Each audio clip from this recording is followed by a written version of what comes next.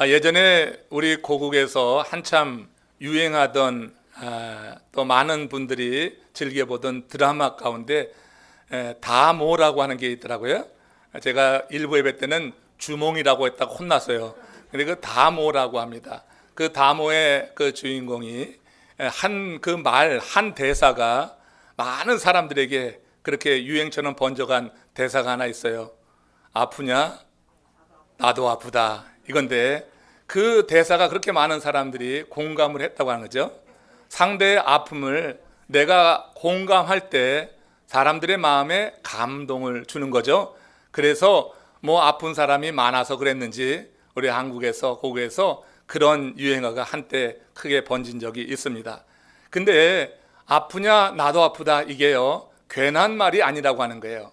괜한 말이 아니라 실제로 그렇다고 하는 것이 동물을 대상으로 한 시험에서 지금 여러분 확인되었다고 하는 거예요. 지난 19일에 오레곤에 있는 보건과학대 연구팀이 이제 연구한 그 내용을 국제학술지인 사이언스 어드밴시스라고 하는 그 잡지에 올렸습니다. 거기서 밝혀진 거예요. 그러니까 연구진이 사실은 그 알코올 중독자의 금단 현상을 연구하던 중에 발견한 일이라고 하는 것입니다. 알코올 중독자들 그 금단 현상이 있잖아요. 근데 이게 영구용 생주에도 나타나더라고 하는 거예요. 근데 이 금단 현상 가운데 두드러진 증상 하나가 있는데 그게 뭐냐면 외부의 작은 자극에도 온 몸에 그 알코올 중독자 금단 현상을 앓고 있는 사람들은 온 몸에 통증을 느낀다고 하는 거예요. 아주 작은 자극만 가도. 이 부분에서 고개를 끄덕이는 사람들은 범죄자요. 그죠? 그래서 온몸의 통증을 느낀다고 한다고 하는 겁니다. 그래서 이제 거기에 착안을 해서 연구진이 그 연구용 생쥐 2마리를 작은 우리에 담아서 같은 방 안에 두었어요.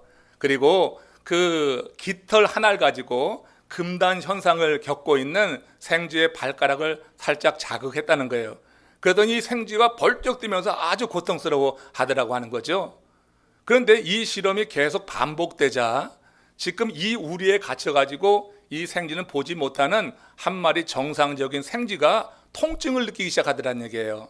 이 통증의 정도가 여기 지금 자극을 받은 금단 현상을 앓고 있는 생쥐가 느낀 것의 한 거의 70%를 느낀다고 하더라고 하는 겁니다.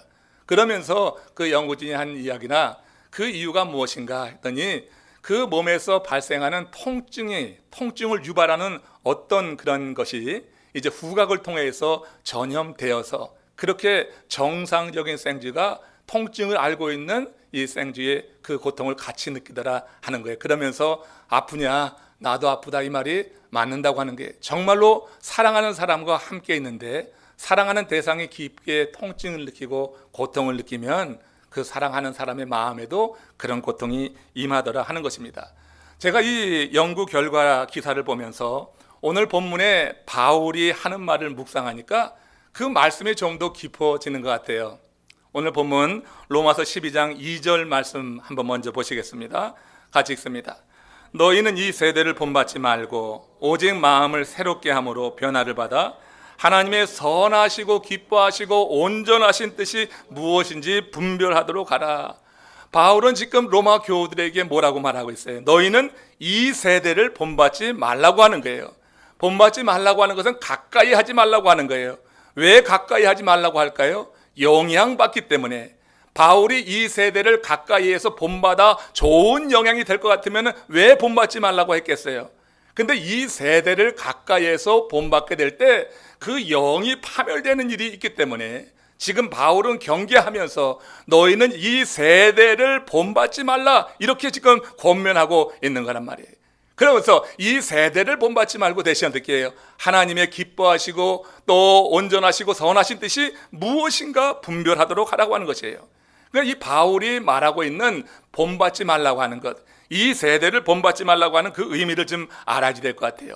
그럼 바울이 본받지 말라고 하는 그 세대는 과연 어떤 세대를 말하는 것인가? 우리가 생각을 해보고 그 부분을 알아야지 이 말씀이 이해가 되고 사실 삶 속에서 적용해 볼 거 아니겠어요? 우리가 본받지 말아야 될 이 세대는 어떤 세대입니까? 그건 여러분 공간적 개념도 아니고 시간적 개념도 아닙니다. 지금 우리가 이 세대를 본받지 말라고 하는 이 말씀은 말세 성도들이 일상의 삶 속에서 매일 직면하고 있는 시대 정신이라고 하는 거예요. 이 시대 정신은 시대의 정서요, 우리가 익숙한 말로 말하면 문화라고 할 수 있습니다. 말세를 살아가는 성도들이 매일같이 경험하는 그 문화가 있다고 하는 거예요. 바울은 그 시대 정신에 대해서 로마서 1장에서 아주 자세히 밝혔는데, 요약하면 이런 겁니다. 그 중에 대표적인 것이 뭐냐면 마음에 하나님 두기를 싫어한다고 하는 거예요. 이게 말세의 시대 정신이라고 하는 게, 말세 사람들, 말세 모든 사회가 하나님 두기를 싫어하는 그런 문화 가운데 그렇게 흘러간다고 하는 것입니다. 여러분, 하나님을 마음에 두기를 싫어하는 이러한 시대 정신에 빠지게 될 때 그때 나타나는 수없이 많은 악이 있어요. 그것을 로마서에서 바울이 자세히 밝히고 있는데, 불의, 추악, 탐욕, 악의 시기, 살인, 분쟁, 사기, 악독, 비방, 교만, 자기자랑, 불효, 무자비함, 이런 것들이 하나님을 마음에 두기를 싫어하는 이와 같은 시대 정신 가운데 살아가는 사람들 사이에, 우리 사회에 그런 것이 악이 자행된다고 하는 것입니다. 여러분, 지금 사회에서는요, 웬만한 악을 행하고 있거든요, 명함도 못 내려요. 글쎄, 이제 도둑질하는 것은 명함도 못 내려요. 사람을 죽여도 한 명 죽는 것은 별로 관심을 못 받아요. 수십 명이나 죽여야지, 그래야지 관심을 받을 만큼 세상에 이렇게 악이 번지면서 하나님 두기를 싫어하는 그런 시대 정신에 빠져 있는 이 사회에서 우리가 여러분 그런 악한 일들을 지금 많이 보고 있다고 하는 것입니다. 이런 말세의 시대 정신, 이것은 하나님을 대적하는 것입니다. 오늘날 하나님의 주권의 정면으로 도전하면서 생긴 것이 무엇이냐면은 동성애니 안락사니 낙태니 이런 것이 구체화돼서 나타난 거예요. 사실 하나님의 주권의 정면으로 대적하는 것입니다. 하나님을 마음에 두기를 싫어하게 될 때 하나님이 명령하신 것이고, 하나님께서 이 인류, 이 세상을 이루어나가시는 과정 속에서 명하신 모든 것을 무시한다고 하는 것이에요. 여러분, 지금 이 시대를 가리켜서 포스트 모더니즘 시대라고 그렇게 말하죠. 포스트 모더니즘 시대라고 하는 것은 절대 가치가 없는 상대적인 가치만 인정하는 것입니다. 우리는 여호와 하나님을 절대자로 믿는데, 지금 이 시대의 많은 사람들이, 이 시대 정신에 갇혀 있는 사람들은 하나님을 절대자로 보지 않는다고 하는 거예요. 상대자로 보면서 하나님의 절대 주권에 대해서 인정하지 않는 그런 일들이 나타나게 되는 것이에요. 그러면서 여러분 동성애가 나타나는 것입니다. 동성애의 여러분 뿌리는 인본주의입니다. 인본주의는 하나님을 떠난 것입니다. 하나님의 말씀을 떠나 있는, 하나님을 대적하는 그런 주의가 밑바닥에 깔려가지고 이런 시대 정신에 물들어 있는 사람들이 그런 것을 주장하면서 하나님을 대적하는 일들이 지금 나타나고 있다고 하는 거예요. 미국 사회에서 이제 조금만 가면은 그런 부분에 대해서 함부로 강단에서 설교도 못하게 되는 거예요. 그게 법으로 제도화돼서 이제 하면은 여러분 그 말한 자들이 어떻게 잡혀가는 이런 상태까지 놓이게 되는 것입니다. 악을 악이라고 말하는데 말하지 못하는 그런 시대가 곧 도래하게 된다고 하는 거예요. 하나님을 마음에 두기 싫어하는 사람들, 하나님을 마음에 두지 않는 이와 같은 시대 정신이 이 가운데 그렇게 팽배하게 될 때, 거기서 여러분 악은 통제가 불가능할 정도로 번져나가게 되면서 이 세상이 하나님의 심판 가운데 놓일 그때가 가까워진다고 하는 것을 우리는 알아야지 될 거예요. 여러분, 이 세대를 본받지 않으려고 하면 그러면 어떻게 해야지 될 것인가 하는 것입니다. 그건 오늘 하나님의 말씀, 주님의 말씀에서 한번 답을 찾아볼 수 있을 것 같은데, 마태복음 6장 24절에 있는 말씀을 한번 같이 읽어봅시다. 같이 읽습니다. 한 사람이 두 주인을 섬기지 못할 것이니 혹 이를 미워하고 저를 사랑하거나 혹 이를 중히 여기고 저를 경히 여김이라. 너희가 하나님과 재물을 겸하여 섬기지 못하느니라. 이 말씀을 잘 이해해 보시기 바랍니다. 이번 40일 내가 기도 가운데 한번 인용해서 드린 말씀인데, 이 세상 사람들은요, 하나님이든지 재물이든지 어느 한쪽을 택해서 주인 삼고 살아갈 수밖에 없는 의존적인 그런 사람들이라고 하는 거예요. 우리 인생이 그렇다고 하는 거예요. 우리는 의존적입니다. 우리는 절대 독립적이 아닙니다. 이 세상에 있는 모든 사람들 둘로 나누면은 하나님을 주인 삼는 사람이든지 재물을 주인 삼는 사람이든지 둘로 나눌 수가 있다고 하는 거예요. 사람은 하나님을 주인 삼지 않으면은 재물을 주인 삼게 되어서 재물의 노예로 전락되는 것입니다. 재물을 주인 삼게 될 때 이 만몬 신이 하나님을 마음에 두는 것을 거부하게 하고, 이 만몬 신이 이 세상에 나타나는 모든 악을 자행하면서라도 재물을 모으라고 하는 것입니다. 사람들이 악을 취하는 것, 죄를 짓는 것 가운데 그 근본 원인이 뭡니까? 바로 이 재물이 신이 되는 거예요. 이게 날 지켜줄 거라고 여기니까 이걸 얻는 과정에서 거짓을 말하고 사기를 치고 악의를 자행하고 온갖 죄를 저지르는 것은 실제로 여러분 세상 사람들이 의존하는 바로 그 재물, 만문 신에 붙잡혀 있을 때 그런 일을 하게 된다고 하는 것입니다. 사람은 하나님을 주인 삼지 않으면 재물을 주인 삼게 돼 있고, 재물을 주인 삼으면서 그러면서 악이 자행되는 것이고, 그 재물이 신이 되니까 재물을 주인 삼는 사람들이 범하는 악은 어떻게 해요? 그들은 죄의식을 갖지 않고 그 일을 자행하면서 이렇게 여러분 사회가 악하게 변화간다고 하는 것이에요. 여러분, 하나님이 주인 삼지 않은 상태에서, 내가 하나님을 주인 삼지 않는 상태에서 아무리 내가 세대를 본받지 않겠다 마음으로 다짐해 보세요. 그게 되는가? 하나님을 주인 삼지 않고 내 의지를 가지고 내가 이 세대를 본받지 말아야지, 이게 될 일이 아니라고 하는 거예요. 이 세대의 악행을 단지 인간적인 의지로 끊어낸다고 하는 것은 불가능한 일입니다. 이 세상의 악행은 인간의 의지로 끊어낼 수가 없는 것이에요. 인간의 의지는 그리 믿을 만한 것이 되지 못한다고 하는 거예요. 여러분 한번 생각해 보세요. 여러분의 의지가 얼마나 굳습니까? 이거 3일도 못 가는 거예요. 작심 3일이라고 하는 말이 괜히 나온 게 아니에요. 인간의 의지는 믿을 만한 것이 못해요. 내 의지를, 내가 날 믿는다, 웃기는 소리 하지 말라고 그러세요. 나를 못 믿기는 못 믿어요. 여러분 자기의 의지 믿을 것이 아닌 것입니다. 우리가 여러분 하나님의 말씀을 하나님을 힘써 섬기는 하나님의 사람이 되지 않고서는 우리가 여러분 이 세상의 악으로부터 자유할 수 없고, 결국 이러한 세대를 본받아 가는 거예요. 이 세대를 본받아 가야지 그 무리에 섞여가지고 자연스럽게 살고 편안하고 육신적으로, 영이 죽어가는 건 상관없이 육신이 편안한 것만 추구하면서 살다가 그렇게 종말을 맞이하게 된다고 하는 것을 우리 생각해 봐야 됩니다. 우리가 하나님을 주인 삼고 행할 때 하나님께서 우리에게 분별력을 주셔서 이 세대에 물들지 않게 하시는 거예요. 하나님을 주인 삼을 때 하나님 말씀을 주시는 거예요. 내가 하나님을 주인 삼을 때 실제로 하나님의 말씀이 내 마음에 와서 박히는 것이지, 하나님을 주인 삼지 않는데 하나님 말씀이 귓등으로 들린단 말이에요. 하나님이 내 삶의 주인이 될 때 하나님 주신 말씀이 내 마음에 새겨지면서 그 말씀이 결국은 악과 선을 분별하는 능력을 줘서 이 세대에 물들지 않게 한다고 하는 게, 너희는 이 세대에 물들지 말라, 이 세대를 본받지 말라고 하는 것은 결국 하나님이 주인 삼아야 될 때 우리가 여러분 그런 능력을 가지고 이 세대에 물들지 않게 된다 하신 겁니다. 전능하신 하나님이 돕기에 또한 한순간에 어떤 악행도 끊어낼 수 있는 하나님의 능력, 그 은혜를 경험하게 된다고 하는 거예요. 한 걸음 더 나가서 하나님께서 기뻐하시는 일을 분별하는 것, 이것도요 우리가 하나님을 주인 삼을 때 하나님 당신의 마음을 계시해 주시고 당신이 무엇을 원하는지 알게 하여 주셔서 우리가 하나님이 기뻐하는 그것을 감당하도록 돕는다고 하는 거예요.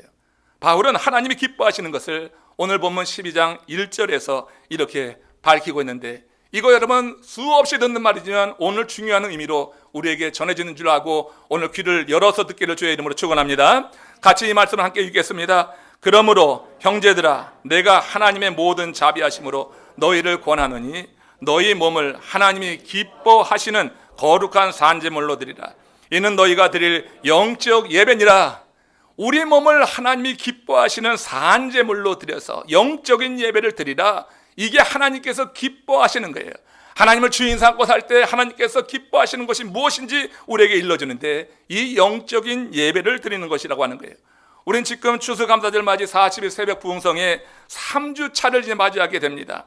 이 집회를 인도할 때마다 이 긴 여정에 동참한 성도들을 볼 때 제 마음이 짠하고 또 한편으로 자랑스럽고 합니다.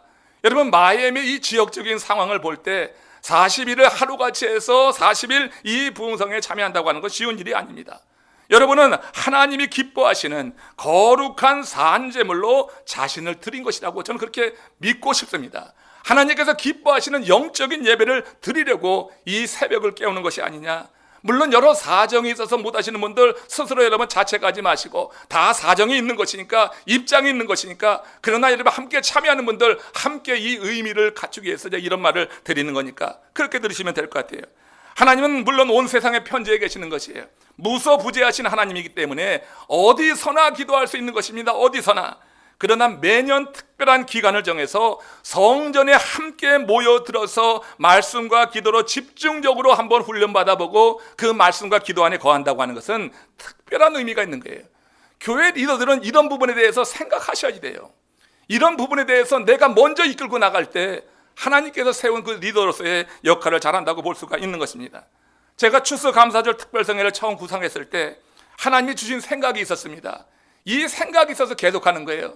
그 생각이 뭐냐면은 네 몸을 보이라고 하는 거예요. 네 몸을 보이라. 내가 항상 몸을 보였는데요. 아니, 네가 양육하는, 네가 돌보고 있는 양들이 그 몸을 보이도록 하라. 감사가 너무 식어지고, 감사가 냉랭해지고, 감사하는 그런 풍토가 사라지고, 점점 사라지고, 그냥 이 추수감사절이 하나의 축제로만 끝나는 세상적인 축제를 닮아가는 그런 모습을 보면서 네 몸을 보이라고 하는 그런 감동을 주셨어요. 이 감동을 가지고 첫 번 이 40일을 선포하면서 제가 우리 하나님께 우리 몸을 보이도록 합시다. 그러면서 감사합시다. 이렇게 선포하면서 이 40일 기도를 시작했던 기억이 납니다. 여러분, 그 생각은 지금도 변함이 없는 거예요. 하나님이 주신 생각이니까 변함이 없는 거예요. 40일, 제 목회하는 동안에 이 40일은 끊이지 않을 거예요. 하나님이 주신 생각이기 때문에 이어나가는 것이고, 아무리 어려운 상황이라 할지라도 이 40일 동안 변화되는 사람을 보았기 때문에, 삶이 그래도 변화되는 그런 영혼들이 일어나기 때문에 이걸 그칠 수가 없는 거예요. 하나님 앞에 나와서 40일 드린다고 하는 것 대단히 어려운 일이에요. 육신적으로 힘든 일이에요. 말씀을 전하는 것도 그렇지만 앉아가지고 50분 동안 꼬박 말씀을 듣는 것도 굉장히 힘든 일이에요. 그러나 여러분, 이 일이 하나님께서 기뻐하시는 예배가 되기 때문에 이 기뻐하시는 것을 하나님께 올려드릴 때 하나님께서 정말 우리의 예배를 받으시고, 하나님께서 우리의 기도에 응답하시고, 하나님께서 함께 하시는 은총을 베푸실 줄로 믿습니다. 여러분, 하나님께서 기뻐하시는 그 일에 대해서 우리가 큰 관심을 갖고 나간다고 하는 것이 얼마나 아름다운 일이 되는지 모릅니다. 여러분, 이렇게 하나님 앞에 자기의 몸을 들여서 그야말로 하나님을 기쁘시게 했던 성경의 대표적인 인물이 바로 에티오피아에서 온 그 넷이라고 하는 거예요. 사도행전 8장 27절에 보면 그 넷의 이야기를 이렇게 기록을 하잖아요. 같이 읽어봅니다. 에티오피아 사람 곧 에티오피아 여왕 간닥의 모든 국고를 맡은 관리인 넷이가 예배하러 예루살렘에 왔다가 돌아가는데 수레를 타고 선지자 이사야의 글을 읽더라.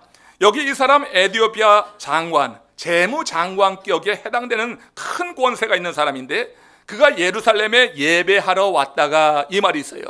예배하러 왔다가 하는 이 사실은 여러 정황을 살펴볼 때 놀라운 일이 아닐 수가 없어요. 먼저 일국의 고위 관리입니다. 정치인인데 이 사람이 자신의 공무를 위해서 온 것이 아니라 단순히 예배를 하러, 다른 이유가 없잖아요. 여기에 예배하러 그 먼 거리를 왔다고 하는 게, 예배하러 온 거리가 엄청난 거리입니다. 정말로 먼 거리입니다. 그 먼 거리를 오려면 비용이 많이 드는 것이고요, 수행자가 있기 때문에 더 많은 비용이 들 수 있는 것이고, 또 어려움도 있는 것이고 난관도 있는 것인데, 예배한다고 하는 하나의 목적을 가지고 그 먼 거리를 왔다고 하는 거예요. 거기다가 그는 넷이었어요. 그렇기 때문에요, 예배에 들어가는 한계가 제한이 있는 거예요. 신명기 13장 1절에 여러분 살펴보았죠? 한번 이런 말씀이 있습니다. 고환이 상한 자나 음경이 잘린 자는 여호와의 총회에 들어가지 못하리라. 그는 높은 신분의 정치인이었지만 이방인이었고 또 신체적인 이런 결함을 갖고 있기 때문에 총회에 들어가지 못하고 먼 길을 마다 않고 예루살렘까지 왔는데 총회에 들어가지 못하는 그런 상황이었지만, 그럼에도 불구하고 그 먼 거리를 여행하면서 예루살렘까지 온 걸 보면 그의 하나님 신앙이 얼마나 대단한가, 이걸 볼 수 있다고 하는 거예요. 아마도 예루살렘까지 온 넷이, 이 에티오피아 넷의 마음은 시편 84편에서 성전을 사모했던 그 다윗의 마음과 유사하겠다, 이런 생각을 해봅니다. 시편 84편 1, 2절에서 다윗이 그 성전에 대한 특심한 마음을 이렇게 기록하잖아요. 같이 읽어봅시다. 만군의 여호와여, 주의 장막이 어찌 그리 사랑스러운지요. 내 영혼이 여호와의 궁정을 사모하여 쇠약하며 내 마음과 육체가 살아계신 하나님께 부르짖나이다. 그 여호와의 궁정을 사모하여 쇠약할 정도가 되니까 얼마나 그 성전을 향한 마음이 특심하냔 말이에요. 이게 다윗의 마음인데 에티오피아 넷의 마음이 그랬을 것이다. 먼 나라에 있었는데 여호와 하나님 신앙을 가진 거예요. 그 하나님이 거주하시는, 하나님이 임재하신다고 하는 예루살렘 성전에 대한 그 갈급한 마음, 이 마음이 다윗 못지 않았기 때문에 그는 이런 여러 제약이 있었고 가봤자 총회에는 들어가지도 못하고 이방인의 뜰에 잠시 머물다가 돌아올 수밖에 없는 상황이었지만, 그 먼 거리를 떠나서 이제 예루살렘까지 와서 예배를 하고 돌아가는 중입니다. 예배하러 왔던 이 넷이는 예배를 마치고 돌아가던 길에 마차에서 거기서 하나님의 말씀 이사야를 읽고 있다고 하는 것을 보면, 지금 이 넷이 에디오피아 사람의 그 마음이 얼마나 하나님 중심적인가 하는 것을 알 수가 있는 것이에요. 여러분, 우리가 주의 성전을 사모하는 마음이 그렇게 일어나고 있는가? 오늘 우리가 한번 생각해 보길 원합니다. LA에서 있었던 일입니다. 한 교회에서 40일 특세를 했는데 1시간이 훌쩍 넘는 먼 거리에서 한 번도 빠짐없이 40일을 채워가지고 개근한 그런 집사님이 계셨어요. 이거 대단한 일이잖아요. 한 1시간 반 정도를 드라이브해서 매일 새벽 들어간 거예요. 그거 대단한 일이에요. 그래서 담임 목사님이 다 마친 다음에 그 집사님을 좀 칭찬하기 위해서 불러냈습니다. 그래서 이런 질문을 했어요. 집사님, 새벽에 올 때 교회가 멀다는 생각을 한 번도 해보지 않았습니까? 이렇게 질문을 던진 거예요. 근데 그 집사님이 한 대답이 참 의미가 있어요. 네, 목사님, 교회가 멀다고는 한 번도 생각하지 않았습니다. 그런데 집이 멀다는 생각은 가끔 했습니다. 여러분, 이 말이 의미가 있는 거란 말이에요. 교회가 멀다는 생각은 한 번도 안 해봤지만 집이 멀다는 생각은 가끔 했다고 하는 건 인간적이에요, 물론. 그렇지만 여러분, 교회 올 때 교회가 멀다는 생각이 들지 않는다고 하는 것은 그만큼 하나님을 만나려고 하는 그런 마음이 특심한 것인 줄로 믿습니다. 성전에 내주하시고 임재하시는 하나님을 만나겠다고 하는 마음이 뜨겁기 때문에 교회가 멀지 않은 거예요. 내가 사랑하는 사람을 만나면 2시간, 3시간을 가도 멀게 느껴지지가 않는 것이고, 여러분, 그런 만나려고 하는 생각 속에 순간적으로 가 있게 되는 것 아니겠어요? 우리가 여러분 교회가 멀지 않기를 바랍니다. 여러분, 가끔 우리 말하는 거 보면 우리 집이 얼마나 먼데요. 물론 여러 가지 이유에서 그런 말을 하는 거지만 여러분 한번 생각을 해보세요. 여러 사정은 있지만 우리 교회 멤버가 돼서 함께 이렇게 우리가 신앙생활을 하게 될 때 정말 하나님의 은혜를 듬뿍 받아서 성령이 우리들 마음을 가득 채워서 하나님의 말씀을 들을 때마다 내가 은혜를 받고 힘을 얻어가지고 정말 교회가 멀다고 하는 생각이 들지 않는 그런 하나님의 사람들 되기를 주의 이름으로 축원합니다. 그 말을 들을 때 정말 기쁠 것 같아요. 여러분들이 나는 교회가 한 번도 멀다고 느껴지지 않았어요. 우리 교회가 너무 멀어요. 내 집이 너무 멀어요. 이게 아니라 교회가 멀지 않아요. 모이는 이 시간이 즐겁고 모여서 듣고 하나님 말씀 듣고 나갈 때 한 주간이 정말 자유롭고 그 말씀 때문에 살아갈 용기와 힘을 얻기 때문에 교회가 멀다고 느껴본 적이 없어요. 참 여러분 아름다운 마음이 아닐 수가 없는 것입니다. 이렇게 성전을 특별하게 사랑하고 하나님을 사랑하는 하나님의 사람들이 드리는 예배를 하나님께서 연락하시고, 그런 사람들이 왜 그런 예배를 드릴 수 있는가? 시편 29편 2절에 있는 말씀에서 한번 찾아볼 수가 있을 것 같아요. 같이 읽겠습니다. 여호와께 그의 이름에 합당한 영광을 돌리며 거룩한 옷을 입고 여호와께 예배할지어다. 그것이 합당한 영광이라고 하는 거예요. 이렇게 여러분 하나님을 주인 삼고 살아가는 사람들은 여호와의 이름에 합당한 예배를 드려서 거리 상관없습니다. 하나님의 은혜를 사모하는 그런 마음 속에서 하나님께 드릴 예배를 생각하면은 그냥 이것이 기쁜 거예요. 그 자체가 기쁜 거예요. 거기다가 거룩한 옷을 입고 하나님께 예배할지어다 그랬습니다. 여러분, 하나님이 받으시는 제물은 물질이 아니라 예배자의 마음이라고 하는 것은 이게 여러분 통속적인 이야기가 아니에요. 우리가 깊게 들어야지 될 거예요. 하나님이 받으신 건 예배자의 마음입니다. 하나님은 예배의 형식이 아니라 예배하는 사람의 마음을 귀하게 여기는 거예요. 그 다윗은 거룩한 옷을 입고 예배하라 말했어요. 이게 어떤 의미냐면 그 마음을 준비하라고 하는 거예요. 인간의 육성을 가리라고 하는 거예요. 내 자아를 죽이라고 하는 거예요. 그런 상태에서 드리는 예배가 거룩한 옷을 입고 하나님께 드리는 예배란 말이에요. 우리가 어떤 마음을 가지고 예배합니까? 이 예배 드리면서 예배 시간 길이를 재는 것은 이미 틀린 거예요. 주일 한 번 모여서 30분, 40분 듣는 말이 길다고 하면은 여러분 우리 예배자로서 기본이 안 된 거예요. 하나님께 예배하는 우리들이 인간의 육성을 가리고 내 자아를 죽이고 그야말로 사모하는 마음으로 하나님께 드리는 시간이 될 때 하나님은 그 마음의 중심을 보시고 우리의 삶 가운데 응답하시고 우리의 삶을 인도하시고 귀한 것으로 채우시는 줄로 믿습니다. 이 점에서 에디오피아 내시는 거룩한 옷을 입고 예배에 참여한 것이 분명합니다. 총회에 들어가지도 못했어요. 이방인의 뜰에 머물다가 돌아가는 입장을 생각해 보세요. 저들이 나를 어떻게 대우하는 거야? 내 정치적인 이 입장을 어떻게 생각하는 거야? 분을 낼 수도 있었겠지만 그는 돌아가면서조차도 하나님의 말씀을 그 마차에서 불편한 가운데 마차에서 하나님의 말씀을 읽는단 말이에요.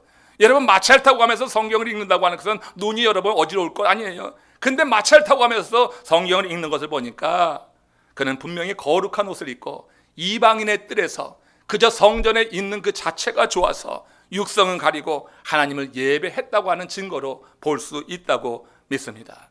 우리가 하나님 앞에 드리는 예배는 물질이 아니라 무엇보다 먼저 이 마음, 내 마음이 어떤 상태로 드리는가. 거룩한 옷을 입고 하나님께 예배할 때마다 거룩한 옷을 입고 나와서 주님이 받으시는 예배 올리시기를 주의 이름으로 축원합니다.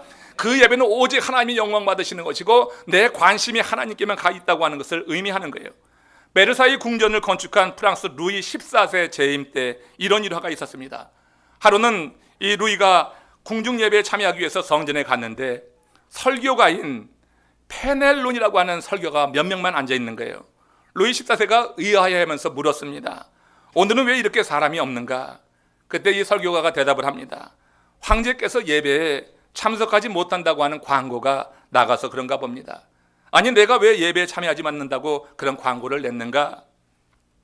네, 누가 진정으로 하나님께 예배하러 오고 누가 황제를 만나러 오는지를 친히 보시도록 하기 위해서 그랬습니다. 예배하는 많은 사람들이 황제를 바라보며 나오는 것이 마음에 끌렸던 이 페넬론은 죽기를 각오하고 그런 광고를 내서 정말 하나님께 앞에 예배하는 자가 어때야 되는가, 이거를 알려주었다고 하는 그런 여러분 일화가 전해지고 있습니다. 우리가 하나님 앞에 나올 때 하나님을 바라봐야지. 누굴 바라봅니까 과연? 여러분, 누굴 이 성전에 나와서 가장 먼저 찾습니까? 아무개 집사 안 나와? 아무개 권사님 안 나왔나? 내가 가까이 하고 그래도 일주일간 동안에 한 번 만나서 위로도 받는데 아무개는 없는가? 이거 바라보지 않습니까? 성전에 들어온 여러분들이 하나님을 먼저 바라볼 수 있도록 의도적으로, 그리고 성령께 구하셔서 성령이 주시는 감동으로 성전문 들고 오면서부터 하나님의 임재를 경험하시기를 주의 이름으로 축원합니다. 이곳이 여러분 비록 이렇게 누추한다 할지라도 이곳에 하나님의 영이 운행하시면은 우리 하나님의 영광을 이곳에서 보는 거예요. 하나님의 영광을 보는 그런 하나님의 임재가 경험되는 예배를 드릴 때 하나님께서는 그 중심 속에 그 마음을 보시고 하나님께서 필요한 것 당신의 때에 따라서 채워주신다고 하는 것을 보는 것입니다. 예배는 하나님께 나를 보여드리는 것입니다. 그러므로 예배하는 사람은 사람만 의식하면 된다. 그러면 사람들에게도 좋은 모습으로 비춰지게 될 것이에요. 예배자는, 예배하는 자가 하나님은 뒷전이고 사람에게만 관심하기 때문에 하나님도 기뻐하지 않을 뿐 아니라 실제로 사람도 별로 대단치 않게 여기는 거예요. 그런 교제가 계속되다 보면 아, 저 사람은 하나님 찾는 사람이 아니야. 저 사람은 사람하고만 잘하는 사람이야. 나중에는 무시당하는 거예요. 우리가 여러분 신앙의 순수성을 가지고 진정성을 가지고 하나님을 바라보는 훈련이 왜 필요한가? 사람들이 참 답답하다, 아, 참 융통성 없다 이렇게 말한다 할지라도 여러분 하나님만 바라보다 보면 하나님이 인정해 주시고 결국 사람이 인정해서 여러분들과 함께하는 믿음의 동료들이 생길 줄로 믿습니다. 내 주위에 나에게 좋은 영향을 주는 사람이 모인다고 하는 거예요.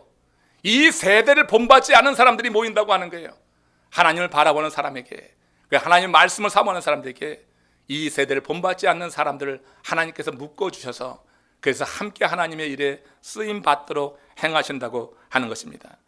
오늘 본문 로마서 12장 1절 다시 돌아가서 보면 그러므로 형제들아 내가 하나님의 모든 자비하심으로 너희를 권하노니 너희 몸을 하나님이 기뻐하시는 거룩한 산제물로 드리라. 이는 너희가 드릴 영적 예배니라고 그랬습니다. 산제물이라고 하는 건 삶 전체가 하나님께 바쳐진 제물처럼 하나님의 뜻에 순종하는 삶을 살라고 하는 거예요. 이런 의미에서 산제사는 하나님께 대한 전적인 신뢰와 사랑이 없다고 하면 사실 산제물의 예배는 드릴 수가 없는 거예요. 이런저런 온갖 잡다한 생각이 우리를 사로잡고 있어서 산제사 드릴 수가 없는 것입니다. 또 그 예배를 드리면서 산제사를 드리면서 기쁘지도 않고 이건 순전히 의무가 되는 것이고 예배 드리는 자체가 나를 고통스럽게 만들 수가 있어요. 그러나 여러분, 우리가 하나님께 대한 마음, 내 중심에서 우러나오는 절대적인 신뢰와 사랑을 갖고 하나님을 예배하고 하나님이 우리에게 주시는 말씀을 받아서 살 때 그것은 의무가 아니라 기쁨이요 특권으로 받게 되는 줄로 믿습니다. 하나님의 말씀이 의무가 아니라 내게 기쁨이요, 하나님이 나를 자녀 삼아주셨기 때문에 내게 주신 말씀이다 이렇게 여기면서 그 말씀을 따라 살아가는 사람하고 그렇지 않고 순전히 의무로만 아는 사람하고 그 삶이 똑같을 수가 없는 거예요. 이와 관련된 매우 의미 있는 이야기 말씀 하나 나누면서 오늘 설교를 마무리할까 합니다. 중매로 결혼한 자매가 있었습니다. 그 남편은 완벽주의자로 결혼 초부터 젊은 아내에게 아주 지나친 요구를 하였습니다. 그는 아내가 하루 동안 해야 할 그 세부 사항을 목록으로 작성을 해서 아침에 출근하면서 아내에게 건너주고 저녁에 돌아와서는 그 세부 항목을 다 지켰는지 일일이 체크하는 일을 반복했습니다. 아내의 숨이 막히도록 몰아붙이게 된 거죠. 젊은 아내는 시간이 지나가면서 가슴에 멍이 들었습니다. 그러면서 남편에 대한 불평, 원망이 쌓이기 시작하는 거죠. 그렇게 시간이 흘러가면서 정말 병증이 되어서 나쁜 마음이 들기 시작했어요. 저 남편이 좀 사라졌으면 좋겠다. 그런데 얼마 안 돼서 남편이 교통사고로 정말 사망하고 말았습니다. 이 정도 되니까 큰 죄책감이 들만도 하지요. 그 마음에 부담이 됩니다. 그러나 이 여자가 얼마 후 자신을 깊이 사랑하는 한 남자를 만나서 재혼을 하게 되었습니다. 그만을 만나면서 마음의 상처가 치유되기 시작했어요. 그녀의 재혼 상대는 전 남편과는 달라도 너무 달랐습니다. 그녀가 하는 일에 대해서 일체 간섭하는 일이 없었어요.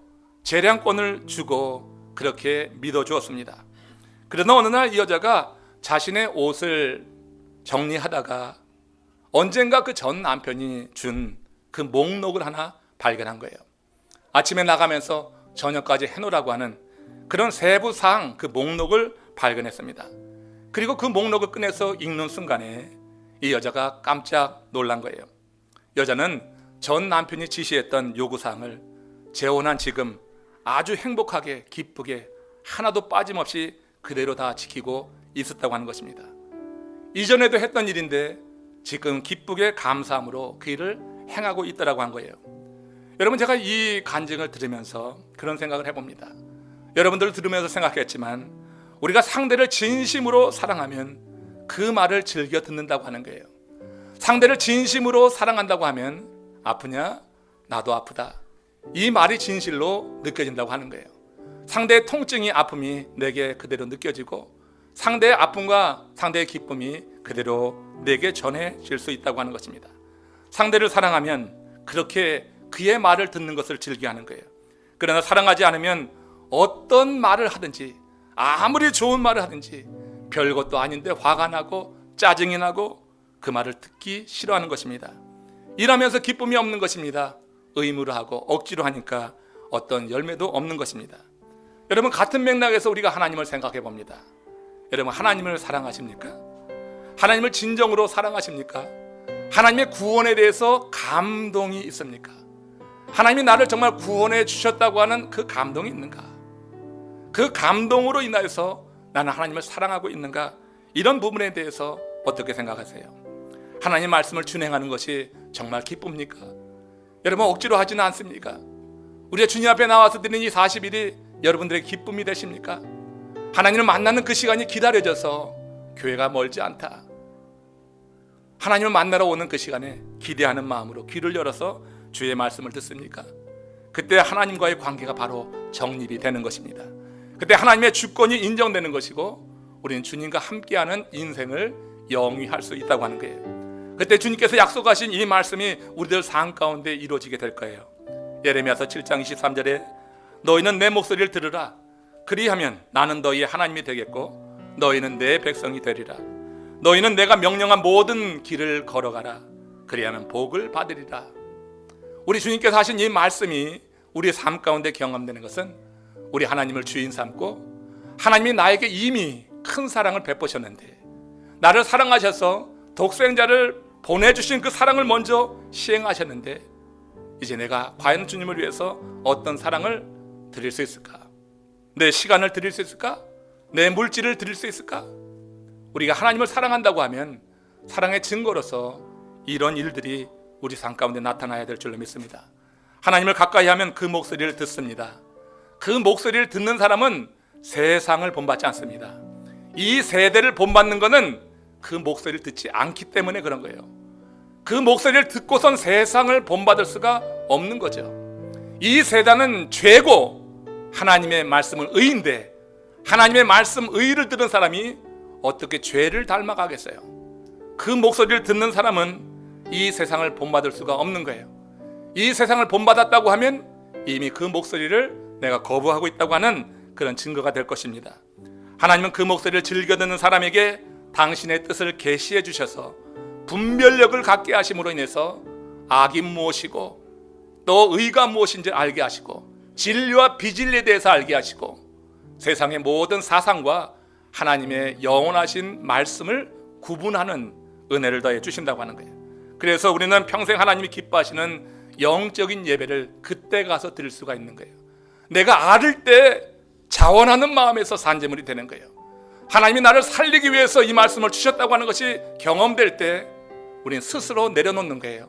육성을 가리는 거예요. 자아를 죽이고 거룩한 옷을 입고 주님이 주신 복을 기대하면서 하나님과 동행하는 세상에서 부러울 것이 없는 하나님의 사람이 되는 줄로 믿습니다. 아직까지 세상에 부러운 것이 있습니까? 그 목록 한번 쭉 적어보세요. 하나님의 사랑을 받은 사람은 그것이 더 이상 부러운 것이 아니라 필요한 것이지만 부러운 것은 아니다. 하나님 필요하기 때문에 하나님이 하나님을 사랑하는 자들에게 더해 주실 것이다. 이런 믿음을 가지고 거기에 매여 있는 삶이 아니라 하나님을 주인 삼은 사람답게 이 세대를 본받지 않고 하나님의 뜻을 분별하여서 그 하나님의 뜻 가운데 거해 살아가는 신실한 주의 종이 될 줄로 믿습니다. 이번 한 주간 그런 삶이 우리 가운데 누려지시기를 주님의 이름으로 축원합니다. 다 같이 고개 숙여 기도합시다. 주님의 은혜를 한번 생각해 보십시오. 주님을 사랑한다고 하는데 우린 과연 무엇을 드리고 있는가? 주님의 사랑 앞에 나는 어떻게 응답하고 있는가? 응답하라고 하죠. 내가 시간으로 응답하고 있습니까? 물질로 응답하고 있습니까? 주님, 영적인 예배 드리기 원합니다. 진정한 마음으로 주여 이 세대를 본받지 않고 주님의 뜻을 분별해서 하나님이 원하시는 일을 이루기 원합니다. 다 같이 우리 합심으로 잠시 기도하시겠습니다.